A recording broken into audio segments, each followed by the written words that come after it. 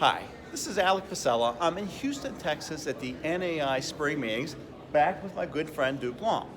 Saw Duke a couple of years ago, I think, in Chicago, CCIM conference. He spent some time with Dan Spiegel. Shout out to Dan. And now I ran into Duke again, who had more interesting things to say. So he spent about 45 minutes, 50 minutes talking to the group of directors, principals, managers at NAI, and I want to try to extract some of that conversation. So two questions were asked that really intrigued me, so I'm going to re-ask those two questions. Okay. First question. If you are 35 years old in this industry, what are you going to do?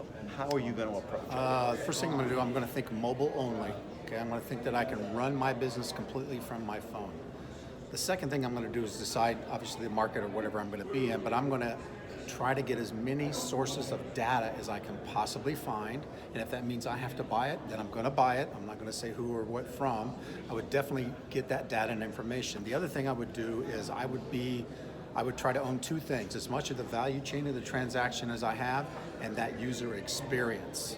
Okay, so I think those are the parts and pieces that can help you do a lot of trades.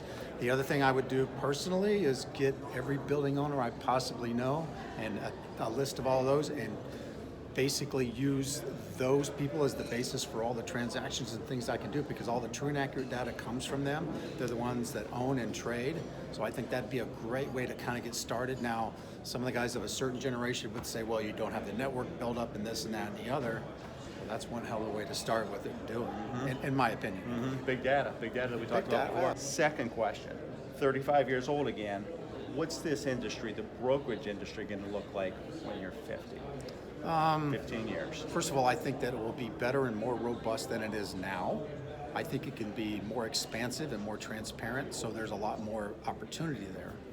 I do think generationally it will change. I think there are some companies that won't look like traditional brokerages, or that model will exist, probably because commission things will be compressed and you'll have to figure out ways to make money from that. So there's opportunity to be even better at it and make more money than ever before, 15 or 20 after you're 35, but at the same time I think your model has to be quite a bit different, and I think you could just make more money. That's what I think. I think it could be, if I were 30, part of me is, if I was older, I'd be like, oh my God, the world's going to collapse, and if I'm 35, I'm like, ooh, yeah, there can be some really good money to be made. So there's a lot of opportunity. That's what.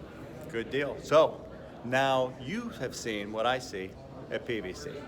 Duke, appreciate the time as always. Appreciate the insight. Good to see you, dude. I'll keep reading the Let's reading go the drink. emails. Let's go hang out. Let's do something. Drinking and hanging out. All right. I just Have a talked to good rest of your week.